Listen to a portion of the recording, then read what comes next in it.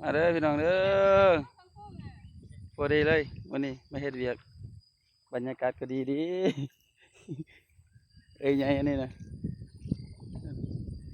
โอ้กงบ่แจ้งนี่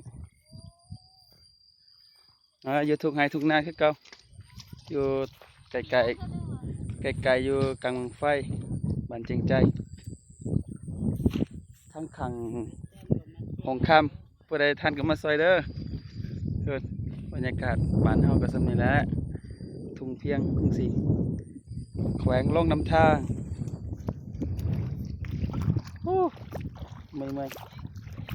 มีหัวตกไฟได้ยังไงนะ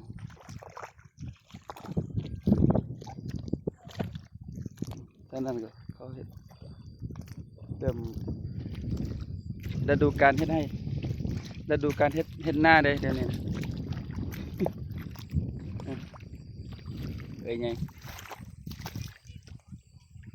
กลัวเลย โคตร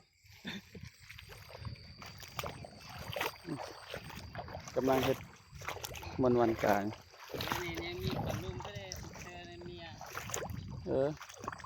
อันนี้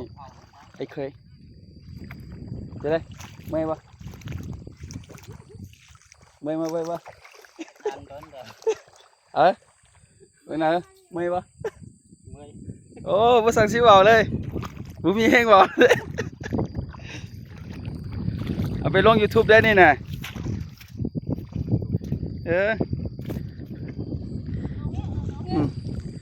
เห็ดหน้าปีละเทื่อปีละครั้งตามฤดูกาล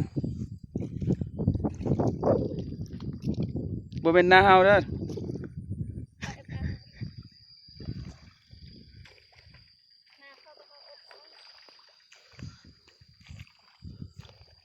เบิ่นทางนี้ก็เขาก็เฮ็ดคือกันนี่มือนี่มือวันตะกาเด้อมือสันวันดีมือสีบัดงามมื้อนี้นะมาเฮ็ดวันกะผู้ใดท่านก็มาซอยเด้อประมาณไทยเดินนี่แหละสิลกกะปลูกหน้าโอ้เฮ็ดงามเถอะวะบ่แม่จนแบบตุ่มมดนี่บ่ตายเลยนี่นะ